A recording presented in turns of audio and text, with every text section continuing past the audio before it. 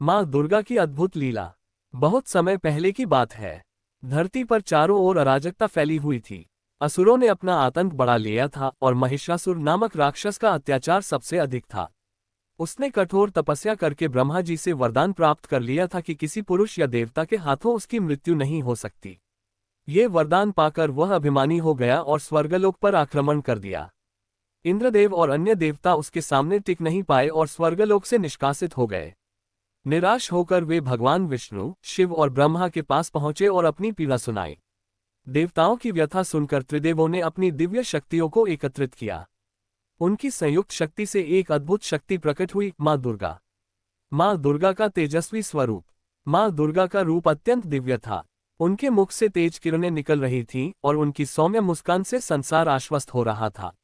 उनके 10 हाथों में विभिन्न अस्त्र शस्त्र थे, शिवजी का त्रिशूल, विष्णु जी का चक्र, इंद्रदेव का वज्र, वरुणदेव का शंख, अग्निदेव की शक्ति और अनेक अन्य देवताओं ने भी अपने शस्त्र उन्हें प्रदान किए।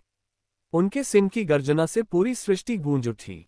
जब महिषासुर को पता चला कि एक देवी उसके अंत के लिए अवतरित हुई है, तो उसने पहले उन्हें भ्रमित करने की कोशिश की। उसने दूत भेजकर प्रस्ताव रखा, हे देवी, मैं तुमसे विवाह करना चाहता हूँ। इतनी सुंदर और शक्तिशाली स्त्री को मेरी रानी बनना चाहिए। माँ दुर्गा हंसकर बोली, मैं केवल धर्म के रक्षक की संगिनी बन सकती हूँ।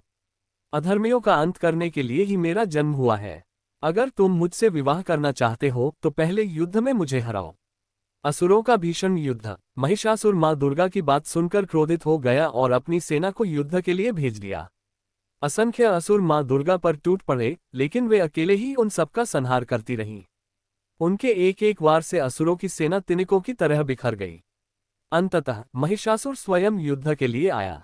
उसकी माया अपरंपार थी। वह बार बार रूप बदलता, कभी सिंह, कभी हाथी, कभी विशालकाय योद्धा। लेकिन माँ दुर्गा हर बार उसे पछाड़ देती।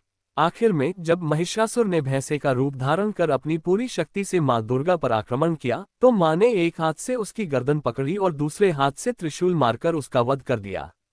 महिषासुर के अंत के साथ ही स्वर्गलोक पुनः देवताओं को प्राप्त हो गया।